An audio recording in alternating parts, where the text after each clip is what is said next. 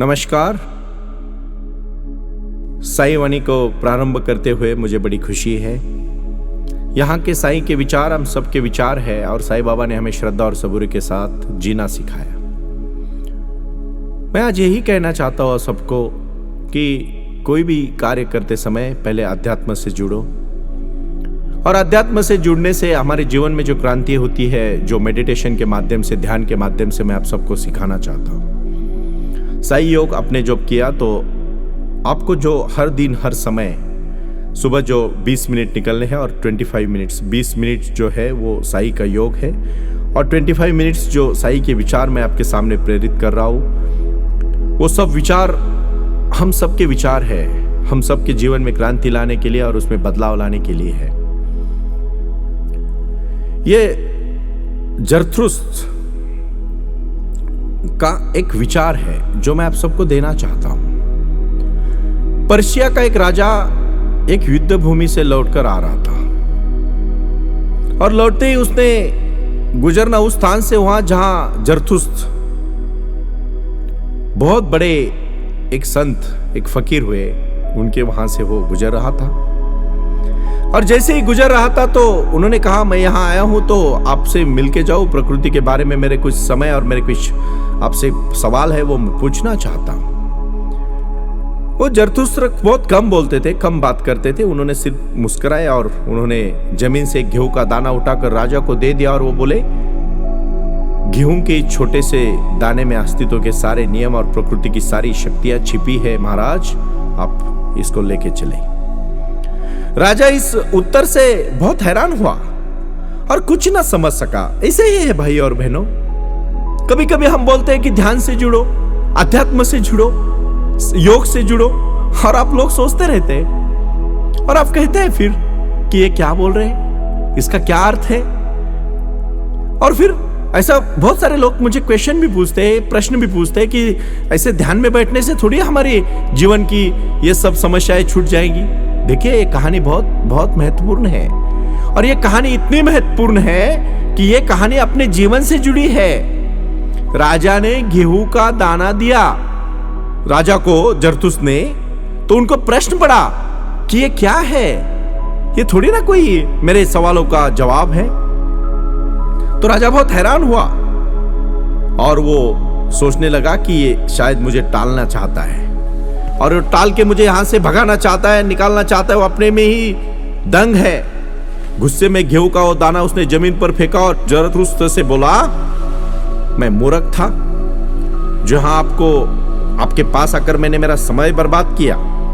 कई वर्ष बीत गए। राजा कई युद्ध की रणनीति कर रहा था, और कई युद्धों को अभी उसने युद्धों को पूरा करके वो वापस आ रहा था। उसने पूछा कि मैंने इतना सारा विश्व को जीत लिया है, मेरा पूरा विश्व में नाम हुआ है, बट मैं कभी कभी बहुत बेचैन रहता हूं। मैं इस विशाल महल के पूरे वैभव और विलास में साथ रहता हूं, लेकिन मैं इसको भोग नहीं पाऊंगा। मैं मर जाऊंगा तो इसका कौन क्या करेगा। इसी विचारधारा से वो बहुत चिंतित था। रात रात भर उसको नींद नहीं आती थी। महल में कोई भी ऐसा न था जिन प्रश्नों को उत्तर दे सके, क्योंकि उसके महल था, उसके पास पैसा था, बहुत कुछ नाम था, शोहरत थी, बहुत राज्य को उन्होंने जिताया था, बट उसको बेचैनी बहुत बेचैन कर रही थी। उसको नींद नहीं आती थी। रात रात भर वो सोता रहता था, मतलब बट सोने की कोशिश करता था, बट नींद नहीं आती थी। देखो, सोने की कोशिश करना और नींद आना, इसमें बहुत बड़ा फर्क है। आप जान सके होंगे कि मैं यही कहना चाहता हूं कि आप जब सुकून सी नींद पाओगे ना, उससे ज्यादा खुशी आपके जीवन में कुछ भी नहीं है। साई का वचन यही है, आप अपने जीवन में हंसो, खेलो और जिंदगी में हर समय को खुशी से गुजारो। यही आपकी जिंदगी है। तो महल में ऐसा कोई भी नहीं था कि जो राजा के प्रश्नों का जवाब दे। फिर उसको बहुत बहुत खेद होता है, और फिर वो सोचता है कि मैं कुछ ना कुछ हल निकालूं। राजा है, वो तो थोड़ी रोएगा। उन्होंने सोचा कि मैं जब युवा था तो मुझमें धैर्य न था कि मैंने अपने अस्तित्व को, गहन रहस्य को मिटाने के लिए मैंने जरथुस्त्र के साथ कुछ गलत व्यवहार किया है, और उसको मैंने गुस्से में बोलकर मैं आया हूं, पर अभी मैं वापस उनके पास जाना चाहता हूं। कुछ दिन गुजर गए, क्योंकि राजा अभी युवा नहीं था, वो थोड़ा सा एक प्रगल्भ इंसान, एक बहुत बड़ा आदमी बन चुका था, महान राजा बना था वो। कुछ दिनों के बाद उसने अपने दूत को वापस जरथुस्त्र के पास भेजा और बोला कि मैं उस समय जवान था, युवा था, मेरे से कुछ अगर गलती हुई तो आप मुझे माफ करें, बड़े दिल में समझ के, आप बहुत बड़े गुरु है, महान गुरु है, मैं फिर से एक बार आपको पूछना चाहता हूँ। राजा ने अपने उसके बाद बोलकर कहा कि मुझे बता दीजिए कि मैं क्यों मैं ऐसे खाली खाली महसूस करता हूं खुद को, क्यों मैं अपने जीवन में हमेशा बेचैन रहता हूं। जो जरथुस्त्र ने एक पत्ते में बांधकर उसको एक उपहार भेजा, और फिर भी उस उपहार के वो पत्ते के पीछे उन्होंने एक गेहूं का दाना फिर से भेजा। तो जरथुस्त्र को लगा कि ये राजा फिर राजा को लगा कि ये मेरे साथ फिर से खिलवाड़ कर रहे हैं। कई महीने बीत गए लेकिन कुछ भी नहीं हुआ। अंततः राजा का धैर्य टूट गया। उसने कहा, लगता है जरथुस्त्र मेरे साथ दोबारा धोखा दिया है, और वो मुझे मेरा उपहास, जो मैंने उनको दुख दिया था उसको लिए मन में रखे हो, मेरा उपहास कर रहा है, मेरे को दुख दे रहा है फिर से। और फिर इसीलिए वो बहुत दुखी हो गया, चिंतित हो गया। बट और भी किसी की मदद लेना चाहता था राजा ने फिर ऐलान किया, और राजा ने कहा कि किसी ख्यातनाम दार्शनिक क्षेनगच्छ, नाम ठीक से सुनिए, क्षेनगच्छ के पास उन्होंने दूत भिजवाया और बोला, जरथुस्त्र क्या अकेला थोड़ी है पंडित, उससे भी महान पंडित इस दुनिया में होए। और फिर उन्होंने क्षेनगच्छ के पास अपने कुछ दूत भेजा और उससे कहा कि क्षेनगच्छ जी, मुझे बड़ी प्रसन्नता होगी कि आप हमारे राज्य में आए और मुझे सहयोग करें। मेरे जो मन में प्रश्न है उनके बारे में आप मुझे बहुत अच्छी तरह से सलाह दे, मार्गदर्शन करें, और मैं मेरे जीवन में जी सकूंगा। तो क्षेनगच्छ को बहुत बड़ी खुशी हुई। उन्होंने कहा, मैं भारत जरूर आऊंगा राजा, क्योंकि मुझे भी एक गुरु से मिलना है, और उस गुरु का नाम है जरथुस्त्र। तब राजा तो चौंक गया। राजा ने फिर कहा कि क्षेनगच्छ जी, महाराज, मैं गया था जरथुस्त्र के पास, मैं भी उनको बहुत मानता था, बट उन्होंने मेरे को हास्यास्पद लिया, मेरे साथ उन्होंने गलत व्यवहार किया है। क्षेनगच्छ बहुत दंग रह गए। उन्होंने सोचा, ऐसा उन्होंने क्या किया? तो राजा ने कहा, तो उन्होंने मुझे गेहूं का दाना दिया, एक बार नहीं बल्कि 2 बार दिया। जब मैं युवा था तब मेरे से उनके साथ थोड़ा सा गैर व्यवहार हुआ तो मैंने उनकी माफी मांगी, और फिर से मैं उनके पास गया, मेरे दूध भेजे, मैं खुद गया तो उन्होंने मेरे साथ फिर से खिलवाड़ किया, और दूसरी बार मुझे गेहूं का दाना दिया। देखिए, मैंने ये गेहूं का दाना यहाँ सोने की डब्बी में रखा है। तो क्षेनगच्छ ने उस दाने की तरफ बहुत गहरता से देखा और कहा, पूरा महल सन्नाटे से छा गया। इतना बड़ा महान दार्शनिक जो गेहूं के दाने को फिर से बार बार देख रहा था। क्यों देख रहा था उसको बार बार? क्योंकि उसमें कुछ था, सच में उसमें कुछ था। हमारा जीवन भी ऐसा ही है भाइयों और बहनों। भगवान ने सबको सही समय दिया है। 24 घंटे से ज्यादा ना समय अंबानी के पास है, ना अदानी के पास है, ना नरेंद्र भाई मोदी जी के पास है, ना आपके पास है, ना मेरे पास है। सबके पास 24 घंटा है, बट कौन किस तरह से इस्तेमाल करता है उसके ऊपर उसका जीवन निर्भर है। यही तो गलती हो रही है। 2 पैर हमें भी है, 2 पैर गौतम बुद्ध जी को भी थी, 2 पैर महावीर को भी थी, 2 पैर मोदी जी को भी है, और 2 पैर मेरे बैठे हुए मेरे भाई और बहनों को भी है। लेकिन हम कौन सी राह पर चल रहे हैं? गेहूं का दाना महत्वपूर्ण नहीं है, ऐसा आप सबको लगता होगा, राजों को भी लगा। लेकिन क्षेनगच्छ ने उस दाने की तरफ देखा और हंसने लगे।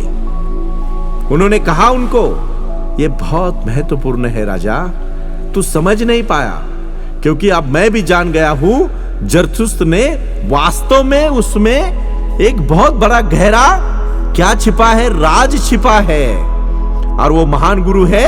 तो उसमें कोई शक नहीं, इसमें मैं आज दावे के साथ कह सकता हूं, जो मुझे समझ में आया तुझे नहीं आया राजा।